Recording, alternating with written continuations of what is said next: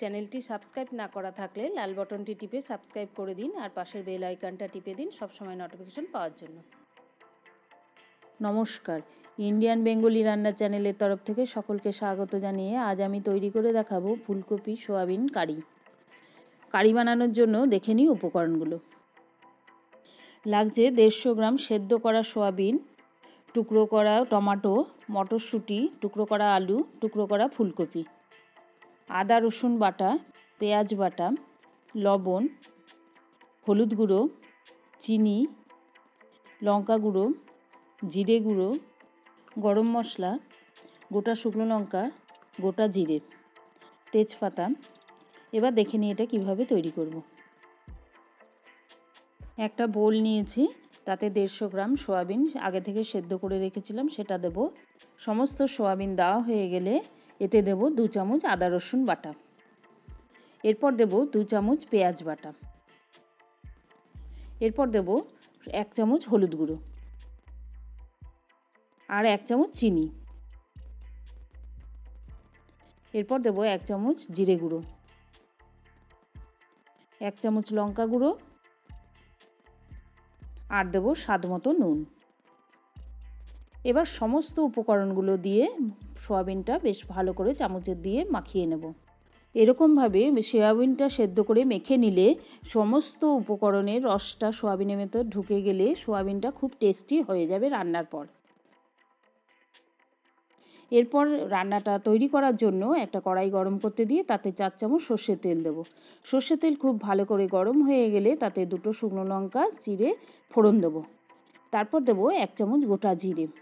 গোটা জিরে আর শুকনো লঙ্কা ভালো করে ফোড়ন হয়ে গেলে তাতে দেবো 2 তেজপাতা। এরপর গ্যাসের ফ্লেমটা কমিয়ে দিয়ে এরপর দেবো টুকরো করা টমেটোগুলো। টুকরো করা টমেটোগুলো ওই ফোড়নের সাথে বেশ ভালোভাবে নাড়াচাড়া করে নেব।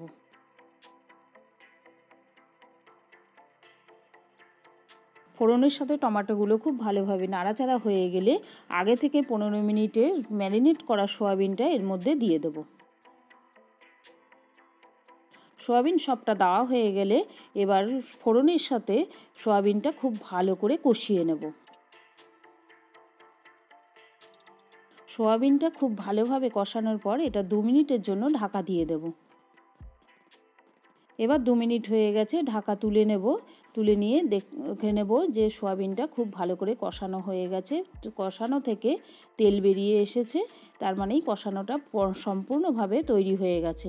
এরপর আগে থেকে সেদ্ধ করা মটরশুঁটিগুলো এর মধ্যে দিয়ে দেব।